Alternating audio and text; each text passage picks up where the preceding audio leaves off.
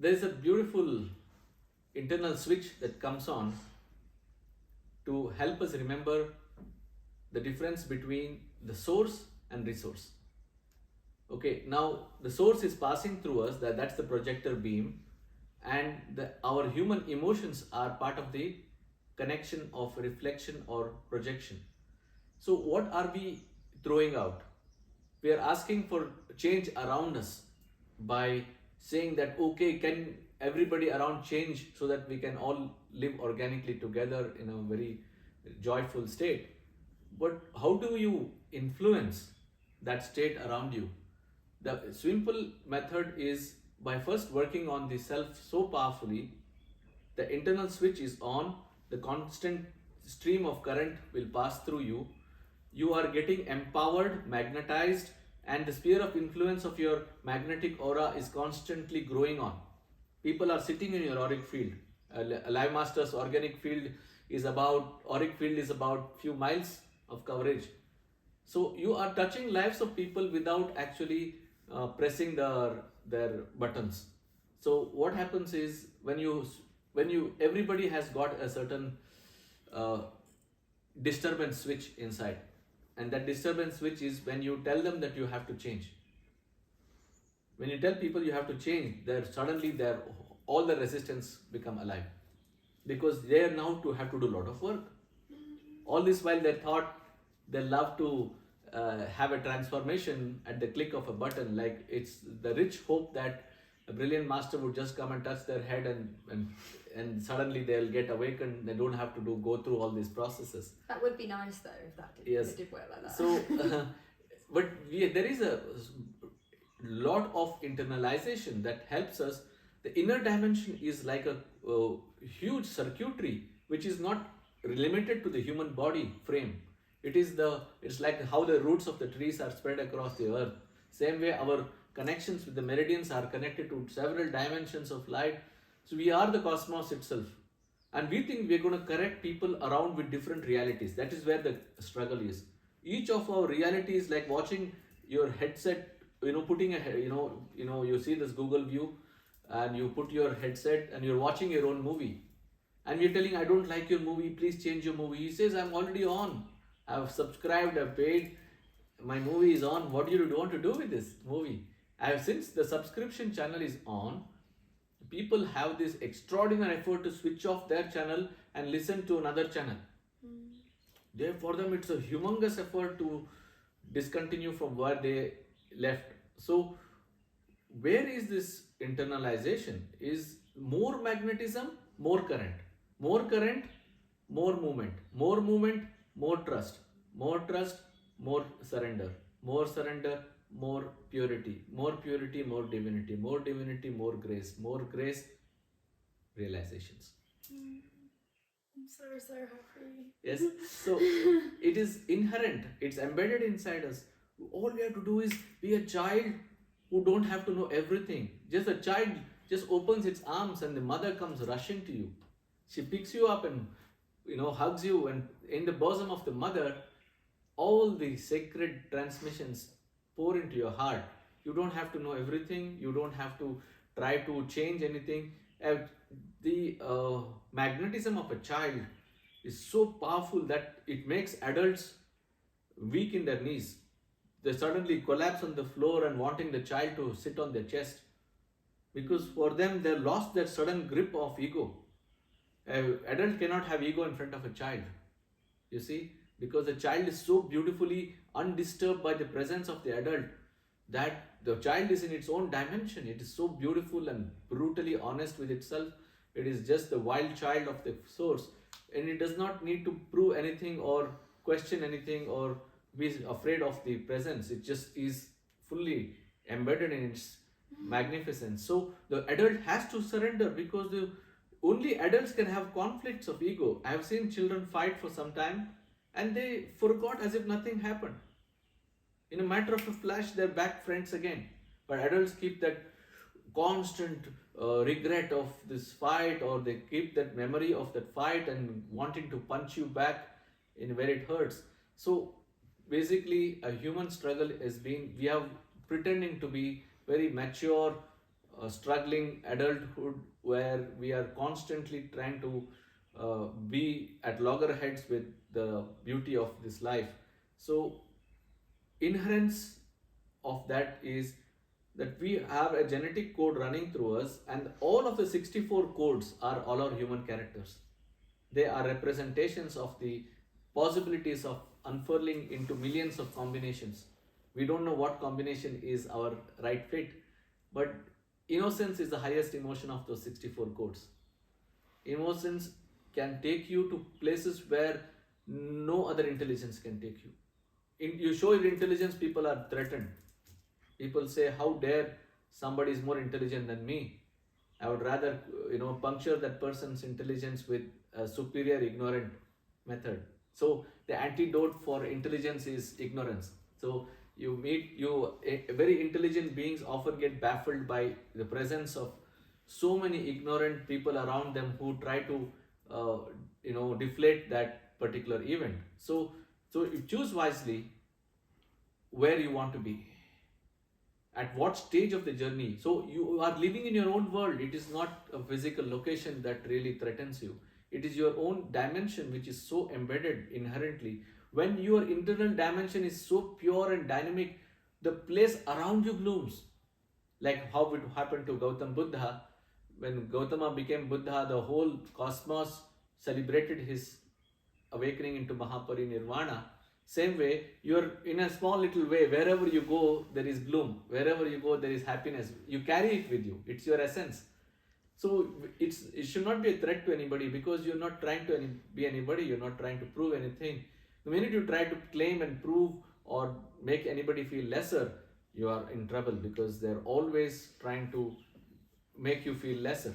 So the beautiful switch here is absolutely still in the thought, and very, very clearly silent within. When you are silent within, there is no constant distorted radio channel running in your head.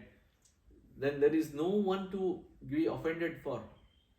Then nobody will try to offend you, because the very presence is so calming. They must have had an agenda before they met you. When they met you, they had no questions.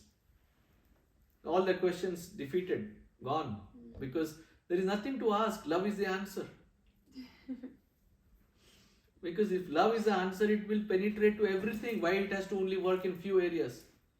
It's like I always make this remembrance that, can you get angry at a flower?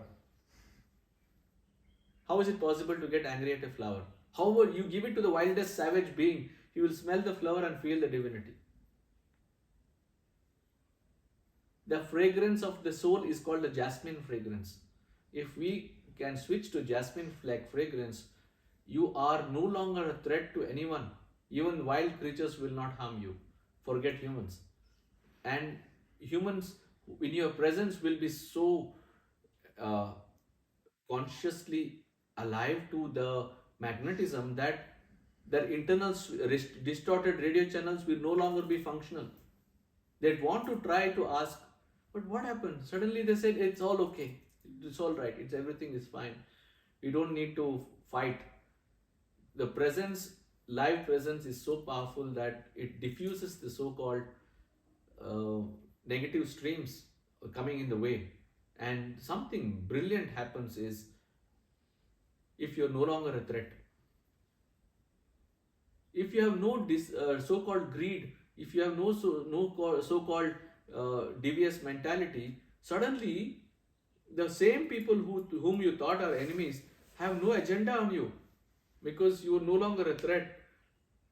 Only when you are intellectually demonstrative, you become a threat to people, because they see that you have only a point of view, but you're not able to live their live stream. It's like you jump into the pool, everybody is struggling to stay afloat and to keep themselves alive, but some of them have mastered the art of staying afloat with a breath called plavini. Okay, when they bloat their body, sustain the breath, put it on the top of the head, they can sustain in floating mode forever.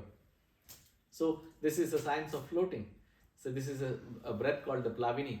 Now, not everybody is gifted with awareness to assume that kind of knowledge or awareness, but internalization enables us to switch to a more peaceful atmosphere around us, more joyful atmosphere around us. You feel that you're no longer struggling to sustain, you're no longer trying hard to make it a viewpoint of view, or you just your mere presence is so calming down, it just settles things around.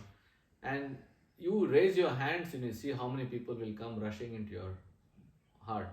So keep that remembrance that operate from a core heart frequency. It's called Ananda Kanda, the divine inner child. If you operate in Ananda Kanda, the divine inner child, you don't have conflicts with anybody. It's just all the so-called distortions and aberrations will all fall in place. Chaos and order are part of life. Order internally. Chaos exists, we cannot change chaos, but it's called chaotic order. Because order recorrects the chaos and puts it back into a state known as synchronicity and as known as synchrony. You know how random energies are there in everyone's life. It is just passing through us like a cloud. Where this is part of the design, we didn't design it. Chaos and order coexist. Your presence should bring more joyful order in people. We don't have to, it's like when the child, 2-year-old child commands the family to stay quiet, everybody listens. But when an adult says it, it becomes challenging. Because the child is regarded as the gift of the divine, because it reminds us of purity and innocence. But for an adult, it becomes so much of a project to be innocent, because we are so embedded in our framework that we are gathered so much of this chaos within us. From a distorted speaker, music sounds noise. So be the purest receptor and the driver force that let music play on in your lives. Let musicality take over. When the strains of the cosmic music flow through us, the voices become heavenly in its tonality. It becomes so enriched that the voice modulation doesn't have to be an effort. Your very voice will make waves into the heart space of people around you. It will make them feel the heavenly presence. They will no longer trying to question you, because they know it deep down inside that some point they will give in to this. Thank you. Oh wow. There were points I really, I mean, firstly, thank you. Thank you for your knowledge. Thank you for speaking. Thank you for being able to give your gifts to the world. Really, I'm just so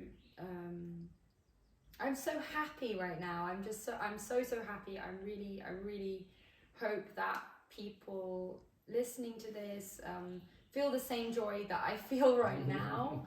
I've a very large spiritual journey for me in the last year. My whole life has completely changed, and because it happened fast, suddenly having all sorts of awakenings when I moved to Ibiza, and then when I suddenly had to come back to the UK, I went full spiritual ego, trying to tell everybody what I had experienced, and of course I just got met with she's lost her mind and nobody cared, and that enraged me so much. And so when you actually, everything that you just said just really kind of brought everything full circle back for me, that it's not about trying to prove anything to anyone. At the end of the day, if you're doing the work, people will come to you. Yes. And they will ask.